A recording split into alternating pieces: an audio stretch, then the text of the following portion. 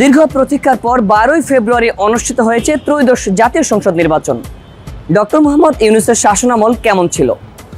তারেক রহমানের নেতৃত্বে গঠিত হয়েছে নবগঠিত সরকার। এই সরকারের নিকট সাধারণ জনগণের কি প্রত্যাশা, জানবো জনতার কাছ থেকে।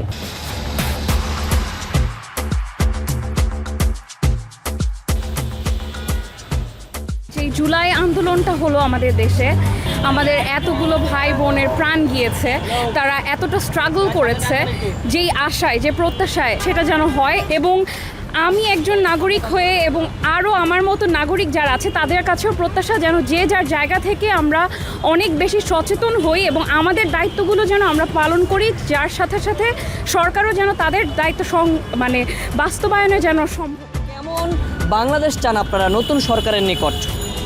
যে আসলে আমাদের একটা বাংলাদেশের প্রধান আমাদের চাওয়া হচ্ছে ন্যায়, ইনসাফ, দুর্নীতিমুক্ত, চাঁদাবাজ মুক্ত সমাজ, দেশটাকে পরিচালনা করবে যারা সুস্থ সুন্দরভাবে দেশটাকে পরিচালনা করবে। এটাই আর কি, সাধারণ নাগরিক হিসেবে এটাই চাওয়া আমাদের। এর বেশি ডক্টর মোহাম্মদ ইউনূসের শাসনামল কেমন ছিল? যে উনি অনেক ভালো কাজই করছে, আলহামদুলিল্লাহ। আমরা ওনার মতন একজন প্রত্যাশাবাদী লোক চাচ্ছি, কিন্তু আমরা চাচ্ছি ওনার যেহেতু পদত্যাগ করবে, ওনার জায়গায় তেমনই একজন লোক বসুক যে ন্যায় ইনসাফের মতন দেশটাকে নিয়ে আসবে।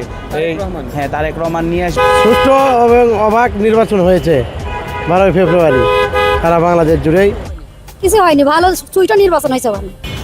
তারেক রহমান যেন চাঁদাবাজি মুক্ত একটা বাংলাদেশ উপহার দেয় আমাদেরকে, আমরা এটা প্রত্যাশা করি। কারণ নিকট কি প্রত্যাশা? নির্বাচনের শেষ দিনটি আশা করি ভালোই ছিল, শান্তিপূর্ণভাবে হয়েছে। আমরা এই সরকারের কাছে প্রত্যাশা একটাই, যাতে আমরা রাস্তায় শান্তিপূর্ণভাবে দোকানদারি করতে পারি, চাঁদাবাজ মুক্ত চাই আমরা। যাতে সবাই রিল্যাক্সে চলাফেরা করতে পারে, দেশে শান্তি বজায় রাখে। নির্বাচনটা ভালোই ছিল, এরকম যাতে সব সময় থাকে। মেয়েদের যে চলাফেরার ক্ষেত্রে যে নিরাপত্তা, সেটাও আমরা চাচ্ছি। নার্সদের কাছে সুবিধা নিতে চান, সেদিকে ঘুষের ব্যাপার আছে, ঠিকঠাক মতো তাদের কাজকর্ম করছে না, সব জায়গায় ঘুষের ইয়েটা দেওয়া লাগে। আওয়ামী লীগের পলিটিক্স দেখছি, বিএনপির পলিটিক্সও দেখছি, এখন তো বিএনপি আর জনসাধারণের আমাদের এনসিপি যারা ছিলেন ওখানে অনেকজন মিলে একসাথেই আসছেন। আমরা অবশ্যই ওনাদের কাছ থেকে নতুন কিছু আশা করি, দেশকে নতুনভাবে সাজাক, দেশের যেগুলো ল্যাকিংস ছিল সেগুলো ঠিক করুক, পড়াশোনার ক্ষেত্রে পড়াশোনার যে স্কুল প্রতিষ্ঠানগুলো আছে সেগুলোর মানগুলো ঠিক করুক। চাকরি সমস্যা, যারা বেকার সমস্যাগুলো নিয়ে কাজ করা উচিত। তো আমি এটাই অনুরোধ করব, বাংলাদেশের যে বেকার সমস্যাগুলো আছে যুবকদের জন্য, সেগুলো যাতে একটু ওনারা দেখে বা সেগুলো নিয়ে যাতে কাজ করে আর কি। আমাদের সরকার, অবশ্যই আমাদের সরকার দেখবে। আমি তারেক রহমানের কাছে অনুরোধ রাখলাম। আর আমাদের যারা ছাত্র সংগঠন থেকে যারা গিয়েছেন তাদের কাছে বিশেষভাবে অনুরোধ থাকলো, আপনারা এটা দেখবেন। জনতার অধিকাংশই বলছেন 12ই ফেব্রুয়ারি নির্বাচন সুষ্ঠু, অবাধ এবং নিরপেক্ষ হয়েছে। তবে ভোট কেন্দ্রে কিছু অসঙ্গতি দেখা দিয়েছে বাংলাদেশের বিভিন্ন প্রান্তে। নতুন সরকারের নিকট সাধারণ জনগণের অনেক প্রত্যাশা।